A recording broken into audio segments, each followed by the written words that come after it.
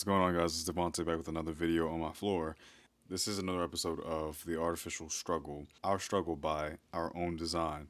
And I want to present a thought that came across my mind due to one of the books that I'm reading that I might talk about in another video if anybody wants to know.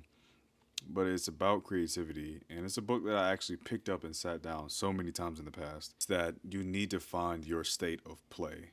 Now, given recent events, including the book that I'm reading, that have been taking place in my own life, I'm starting to see a shift in a lot of emotions and approaches and sort of a change in my own cynicism just by being stimulated by interest. Interest obviously comes by way of creativity, which is spurred by curiosity.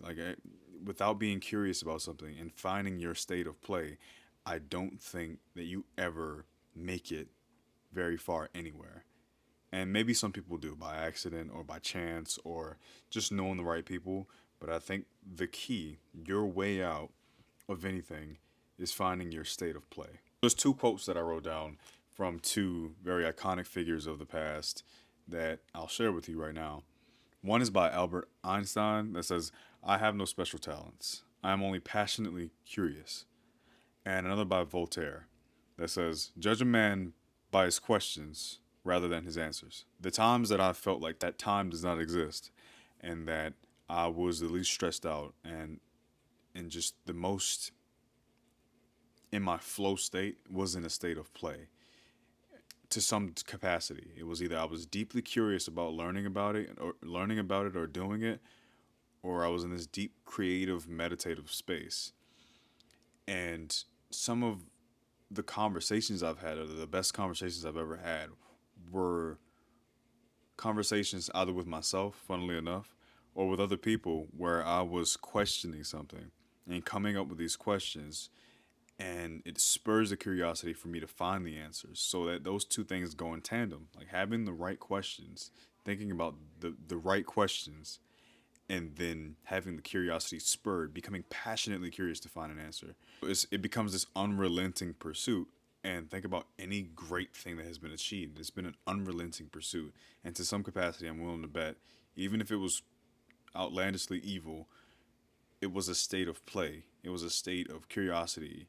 It was a state of creativity for a lot of those people. So think about like the airplane, the train, computers, uh, what else? Any large megastructure, and even AI. If you were to try to explain that concept to someone years, if not decades before it was a thing, you would have sounded mad. You would have sounded mad.